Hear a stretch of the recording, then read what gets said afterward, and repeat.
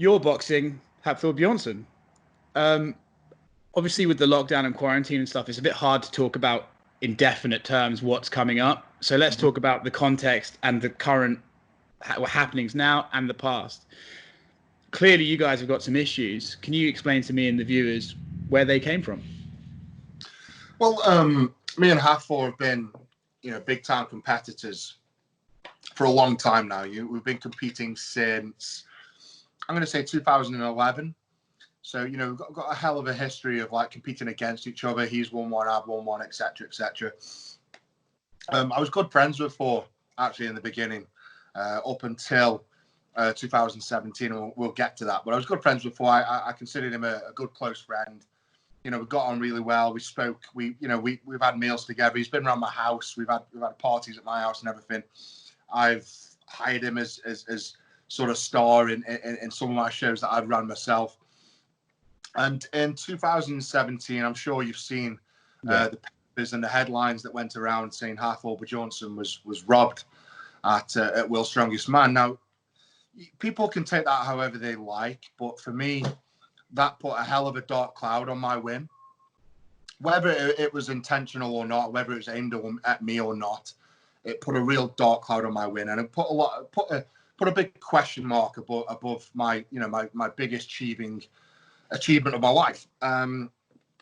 So of course, all the rumors come out, and there's all these breaks on a plane, and people were setting events up for different people. And one of the most notable was the Viking Press, where Thor said he was robbed of a rep on a Viking Press event. And sorry, the cat's trying to eat my food here. And he fell out with the referees, and obviously that was the main sort of that was the thing in the papers, that he was robbed of one rep and that cost him the title. Now, it maybe wasn't intentionally aimed towards me. It was a man trying to sort of look after his own interests, which I can appreciate. But in turn, it did damage me. It damaged my name, my reputation, and so we began to hate each other. And rightly so. There's been footage that's been released recently that put all that to bed, and I'm sure he didn't like that, but the truth needed to come out to clear my name, to get that black cloud over my win, and that's really where we're at right now. Is all that's happened in the past, the truth finally came out, right? And I still yet to have an apology, and I'm still yet to hear Thor accept that last repetition on his Viking Press was as it was. Anyone wants to watch that footage and make their own judgment, please feel free. I'm not going to put any words in the mouths or your mouths. Just go and check it out, and you'll see what I'm on about. So that's the bad blood. We absolutely fucking despise each other beyond belief. If he was on fire, I wouldn't piss on him. Put it that way. Is that? I'm sure I know the answer to this, but is that just amplified by years of competition, right? So now, it's probably always been some sort of tension there as high-level athletes, and now something's happened to the straw that broke the camel's back. So now it's all that tension can come out, and now you guys actually can sort of compete with the intent to like beat each other, Yeah, I think competing at that level, there's always going to be that natural hatred towards the other competitor, and it is completely natural. You're competing for a world title. 10 men go into a contest, only one man leaves with that gold trophy, and I'm afraid, unless you are that man with the gold trophy, you're going to hate that guy that wins the trophy. So it is human nature. Although we did get on and we were friends, there's always been, you're right, there's always been that rivalry there. And I think when that incident happened in 2017, it just amplified all those underlying feelings, and they all just came out. And it's it's a weird way of how everything happened. It's not something, if we could go back in time and fix it, I wish I could. It's not something I wish had happened. So how do you get from that controversy to a boxing match? How does that process happen? Well, I mean, lots of things. Thor is, there's been constant back and forth between me and Thor, and then he did a home gym world record deadlift that I just don't agree with. Just the circumstances around that. Yeah. The way you break the record, I just don't agree with. And obviously, I've been very vocal about that. and he hasn't liked it. And of course, there's been a lot of fans getting in between us both, stirring that pot, as they say. And I just think, will you piss off, you little fucker? So, I'm trying to nip the sausage off my plate. Can't identify for yourself these days. And yeah, it's. Sorry, mate. I've lost my traction there because my cat was trying to steal my sausage. So, listen, I understand sausages are the priority here, but no, you were saying about how he broke the deadlift record at home. You don't agree with that? Yeah, how so a boxing match. He broke the world. You know, he attempted to break the world deadlift world record at his own gym, with, you know, in his own kit, everything else. It's not the fact that circumstances around it that I don't agree with. It's getting up and having breakfast at home. It's traveling, 10 minutes down the road to your home gym. It's not having the pressures of other competitors. It's not having the pressures of referees that aren't your friend. It's not having the pressures of, the crowd and everything else. There's a lot of added pressures to doing a lift in a competition. And let me ask you a question. And this, I'm not trying to put words in your mouth. If Usain Bolt decided to try and break his world record on his home track in Jamaica, right, and did 100 meters in 8 seconds, and and he had referees there and everything else, and got up, would you accept that? I'm asking you the question.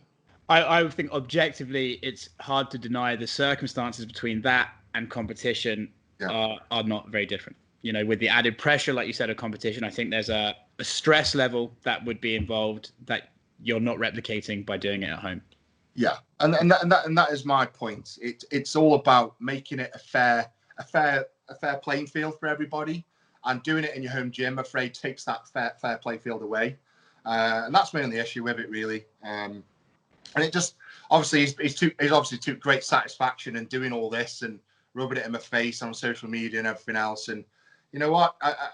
But the thing with me is it's like he put a black cloud over my World's Strongest Man win. Yeah. This is put a black cloud over his deadlift world record. And for me, like my deadlift world record, it hasn't got a black cloud over it. It's 100%. Other competitors there, no one could deny it.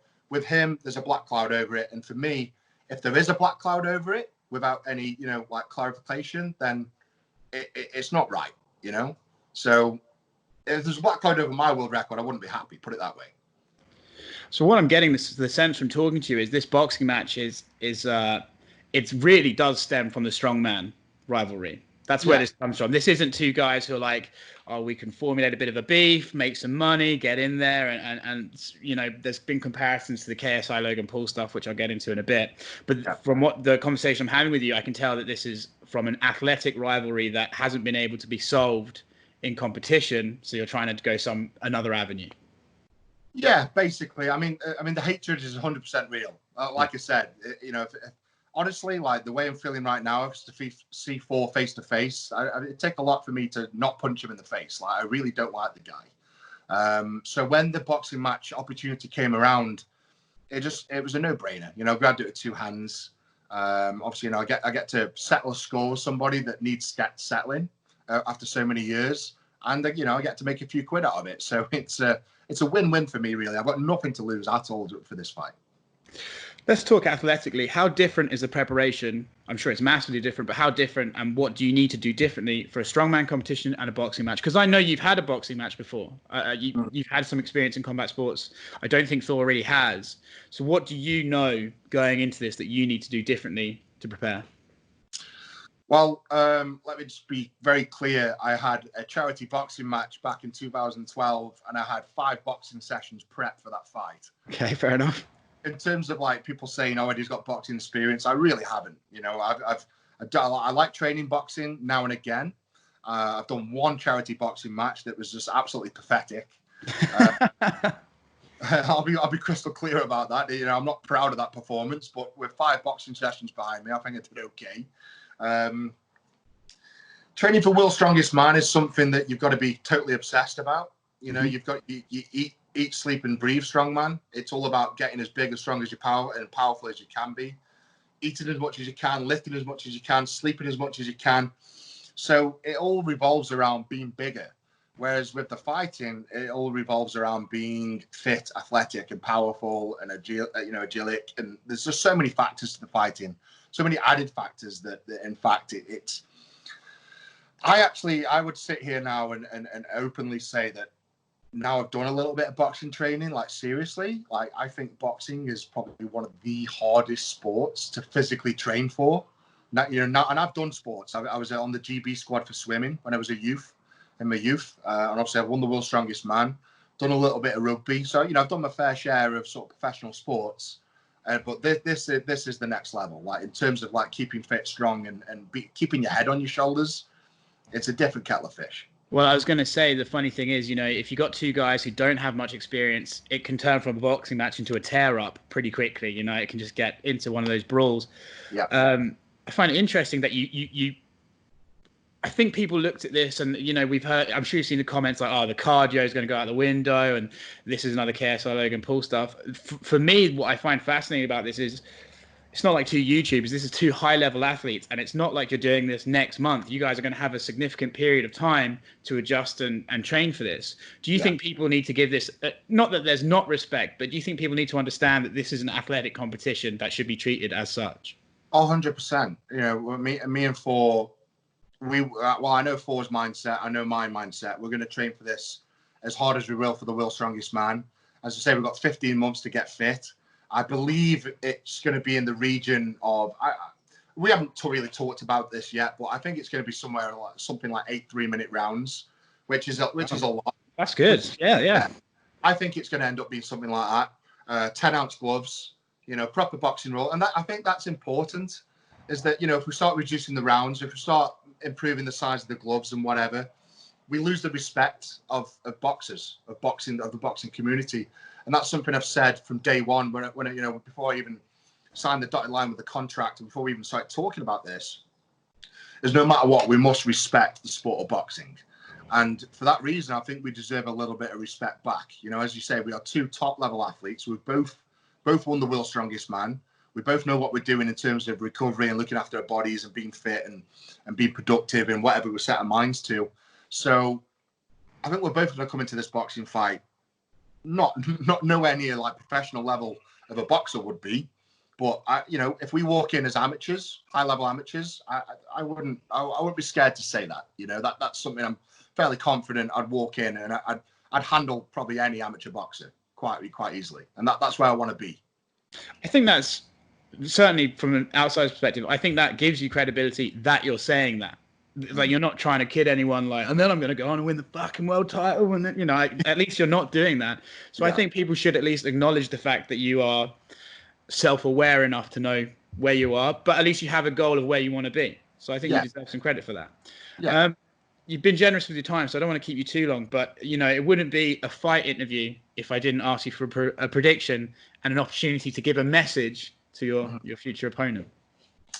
Well, I mean, it's easy for me. I know I'm going to win because I'm that kind of guy. I know that I'm going to give it my all. And if I'm confident, then you're fucked. Like I was confident at World's Strongest Man 2017. I walked into that arena that flew into the country. There was I'd already spent the prize money before I even, God's honest truth. I already spent the prize money. And that's going to be my mindset for this fight. I'm going to leave no stone unturned. And it's like I said, if Eddie Hall is confident he's going to beat you, you better turn the other way and fuck off because I'm going to fucking beat you. So that's my message to Four. He can come in all guns blazing. He think he's the reach advantage and the height's going to give him that little edge on me. It isn't. It really isn't. If anything, it's going to play in my ball game. So Four, this is my message to you. You are fucked. I will see you in September 2021. I'm going to fold you in fucking half. Eddie Hall, thank you very much, man. Good conversation. Enjoyed that. Thank you. Thanks for your time, buddy.